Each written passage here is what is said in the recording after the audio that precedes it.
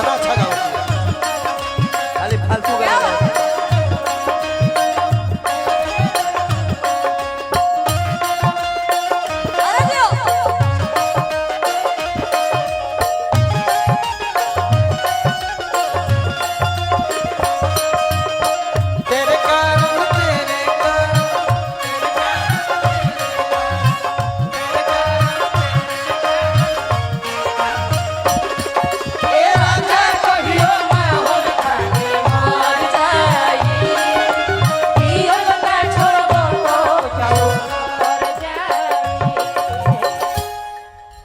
YouTuber भाई के हम ना कहो लेकिन इतना निमन लड़की गावत दिया एक गाना ना चढ़े सर एक गाना ना चढ़े सर लेकिन जो गाली गलौज भल वो चढ़ा दिए अरे इसका भी गाना चढ़ाओ कि ताकि ये भी आगे बढ़े लोग इसको भी जाने। बहुत बहुत धन्यवाद। इतना प्यारा गाना गा रही हैं बाकी सुनी गाई ढेर दिन सहानी अब नहीं सहो आओ तन पी के रोज आवाज से कहो आओ तन पी के रोज आवाज से कहो आओ तन पी के रोज आवाज से कहो बाकी और ही कहो तू दारू के बात करता रू सुन ली बाबू हमार 2 मिनट सुना। जख्मी जी के लिखल गीत जी हंसत खेलत जिंदगी वीरान हो गई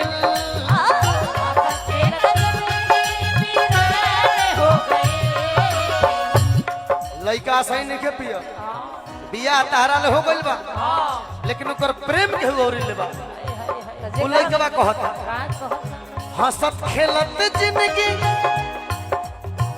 हंसत खेलत जिंदगी वीरान हो गई।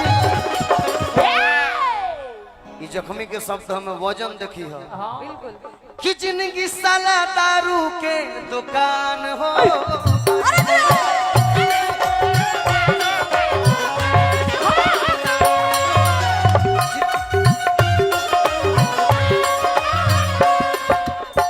हंसत खेलत जिंदगी वीरान हो गई हंसत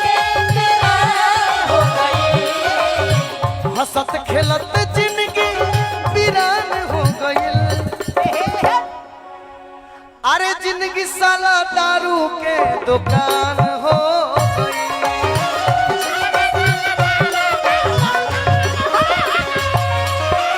जिंदगी साला दारू के दुकान हो गई।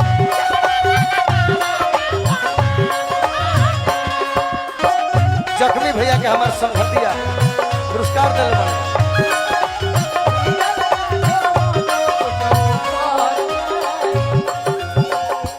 लास्ट भाव भाई गीत के हमारे ढेर दिन सहानी अब नहीं सहो आओ तन पी के रोज आवाज से कहो आओ तन पी के रोज आवाज से कहो आओ बाकी में वो भाव लगल बा कैसन घाव लगल हमरो के लगही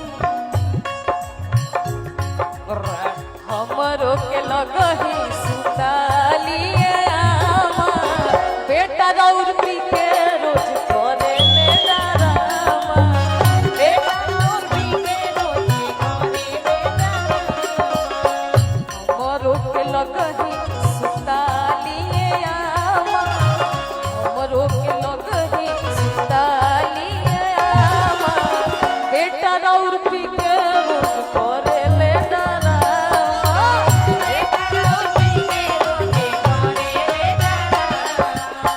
ये ट्राई करते अगला मंच खातिर लेकिन इनका खातिर हम का कहबू जोई बुतु गोरिया ससुरावा तो जब बियाह शादी होई अच्छा जोई बुतु गोरिया ससुरावा तो बोलिया सटक जाई हो जोई बुतु गोरिया ससुरावा तो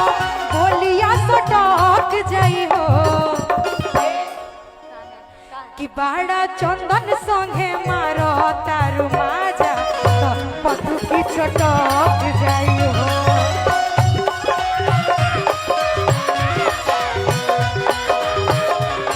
ए, बाड़ा चंदन संगे मारो तारू माजा तो पतु की चटक जाई हो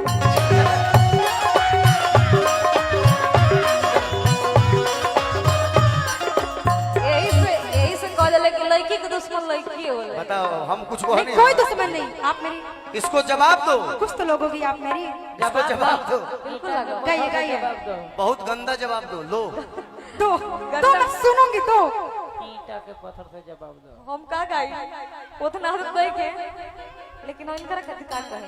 हमारा बुझा तो तू जवाब ना दे अरे कोई की बुढ़ा जी। रखले बाड़ू पाओ भर दिलल हो गया बहुत हो गया 1 मिनट प्रियंका, बहुत बहुत हुआ। एक एक लयदारी, आप एक लयदारी गाएं, ये गाएं, और एक लयदारी मैं गाता हूँ।